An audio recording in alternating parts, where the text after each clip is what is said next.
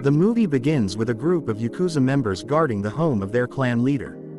One of the members, Kinjiro, goes to meet their leader Oyaji, to report that the geisha they ordered is on the way. While waiting, Oyaji complains about the tight security around him just because he received a death threat. However, Kinjiro explains that this threat could be more dangerous because it came from a mysterious group called Shunokage. Not long after, the geisha arrives. Without wasting any time, Oyaji sends his men out of the room to be alone with the geisha. Unknown to him that the assassin has already made his way into the room, with no chance to escape, Oyaji is swiftly killed by the assassin. Hearing the geisha scream, Kinjiro and the others rushed into the room, only to be shocked with his boss' lifeless body. Immediately Kinjiro asked the geisha who had killed their leader. She simply points to a group of samurai statues in fear.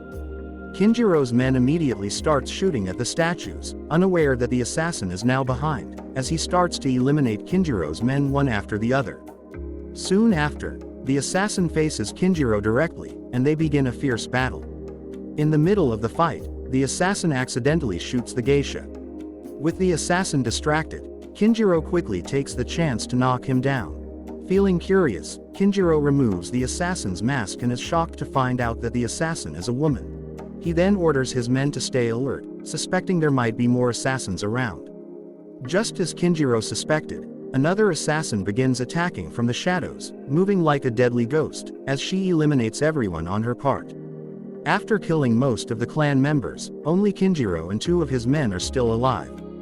But it doesn't take long for the second assassin to finish off the last two men, as she faced off with Kinjiro attacking him relentlessly. Kinjiro is eventually overpowered by her, and ends up being killed. After Kinjiro's death, the assassin goes back to her partner. Seeing her in critical condition, she injects a serum to help. On the way back to their base, Instructor Umbra, the second assassin, seems disappointed on her partner, known as 13, for not handling the mission properly, but 13 protests, saying that she successfully killed their main target. However, the mission is considered a failure because 13 lost focus and accidentally shot the geisha, leaving her seriously injured. Their organization's goal has always been clear, that they are trained not to help or negotiate, but to kill. They are sent to eliminate and nothing else. As a result, 13 is suspended from her duties. Umbra, however, has another mission in Cambodia, so she cannot stay with 13 during her suspension. Even so, she hopes her junior will reflect on her failure and remember that their only purpose is to complete their missions until the end. The scene continues with 13 spending her break just training, without doing any missions. She gets bored of staying at home and decided to contact her mentor, Umbra, through a secret payphone line, but couldn't reach her as the lady on the phone says that Umbra is still on her mission. 13 heads home without hearing anything from her mentor. That night, at her apartment, 13 suddenly woke up after hearing some noise outside her room. She peeked out the window and saw one of her neighbors arguing with someone. But since 13 couldn't get involved in other people's problems, she decided to ignore it. The next day, 13 was shocked to see that the neighbor who was arguing yesterday had been reported dead. Later that day, 13 was eating meatballs at a street stall, when a young boy came up to her. The boy asked for some of her food, saying he hadn't eaten since yesterday. Seeing the hungry boy, 13 gave him her food without hesitation. The boy was Manji, the son of her neighbor who had died. 13 told him that she knew about his mom's serious argument. However, Manji replied that it was just part of his mom's dangerous job. Even though Manji acted like he didn't care, 13 could tell he was deeply hurt by his mother's death and wanted revenge on those who had harmed her. Eventually, Manji told 13 that he didn't believe the police's autopsy report, which said his mom died from an overdose. He revealed that his mom was actually killed by someone named Haga. Hearing this, 13 realized that Manji was dealing with a very dangerous person. The next day, 13 was still worried about Manji, who was living alone. She decided to stop by Manji's house to check on him. But when she arrived, she found the door open and Manji was nowhere to be seen. Suddenly, a man walked into the house. 13 quickly hides before she was spotted. The man's name was Jeki, one of Haga's men, who had come to take any evidence linking to Haga from the house. While Jeki was distracted due to being high on drugs, 13 came out of her hiding spot and asked him where Manji was. Unfortunately, Jackie refused to give out any information. Realizing Jackie wasn't going to cooperate, 13 had to use force to make him talk. In the end, Jackie agreed to take 13 to meet Haga. They arrived at a club called Moon Rose, where they met Haga's twin sister, Soraya. There, Jackie told Soraya that he brought 13 as a special gift for Haga. Turns out, their plan worked and Soraya believed them, taking them into the security room, where she searched 13 and also questioned her about her name, but 13 stayed silent, refusing to speak. Luckily, Jackie managed to trick Soraya once again, as the both leaves to meet Haga. Meanwhile, 13 being left alone used the chance to check the CCTV footage, where she discovered that Haga was indeed the one who kidnapped Manji. Feeling enraged, 13 quickly went to find Haga.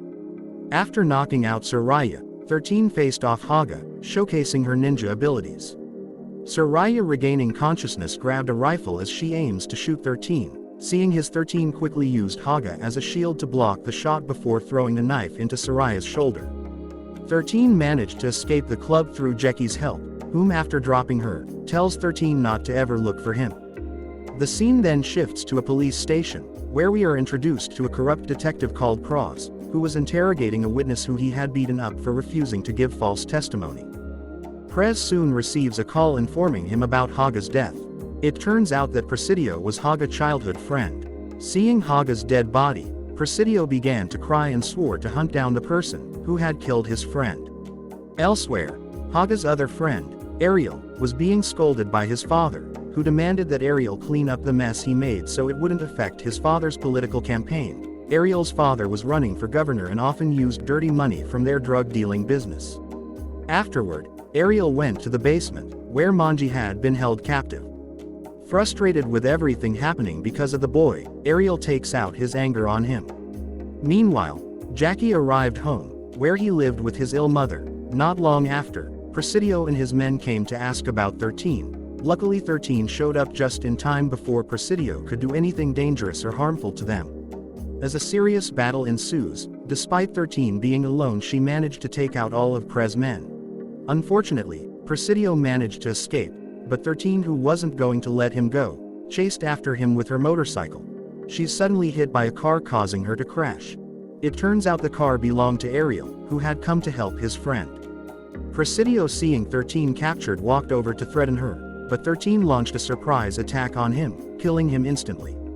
Ariel, who was furious that both of his friends have been killed, captured 13 and locked her up in the basement where Manji was also being held. To get revenge, Ariel planned to kill 13. However, his father arrived just in time and stopped him. He explains that 13's skills could be useful to them, to get rid of their rival gang. The next day, Ariel goes to deliver drugs to their rival gang. The plan was that 13 is supposed to eliminate the whole gang after the deal is done for Manji's freedom. Meanwhile, Jackie and Manji were in the car with Ariel's father. At the time, 13 was tasked with bringing the goods to Cabell in exchange for $2.5 million. After the transaction was completed, Ariel ordered 13 to take out Cabell. But just as 13 was about to act, she suddenly heard Jackie shouting that Manji has died. Making use of the distraction, Cabell ordered his men to attack Ariel and his group. As a huge gun battle ensues, in the middle of the fight Ariel's father was killed. Seeing his father die, Ariel becomes furious and starts eliminating his enemies. After taking down all of Cabell's men, Ariel turned his attention to Cabell himself. Wearing a strange mask, he brutally kills him, leaving only 13 as his next target, as the both engaged into a hand combat. However, 13's fighting skills were far superior, and in the end, Ariel was eventually killed. After their enemies were defeated, 13 and Jackie took Manji's body with them. On their way home, their car was suddenly hit by a truck, causing them to lose consciousness. Waking up, 13 finds out that they have been captured by her organization, including Umbra, her mentor. As their leader tells 13 that she had made a huge mistake by getting involved in someone else's problem, which could put their organization in danger. Following this, Umbra was told to eliminate 13, but just as she was about to do so, Jackie stepped in, pushing her down while telling 13 to run. Seeing this, their inspector shoots him, killing Jack at the spot.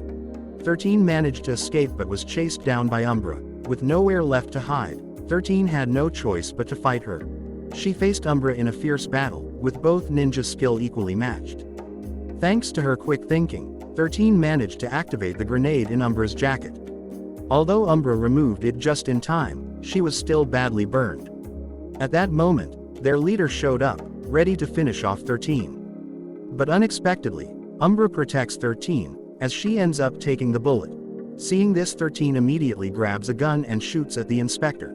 After the fight, 13 wants to give Umbra a healing serum to save her life, but Umbra refused.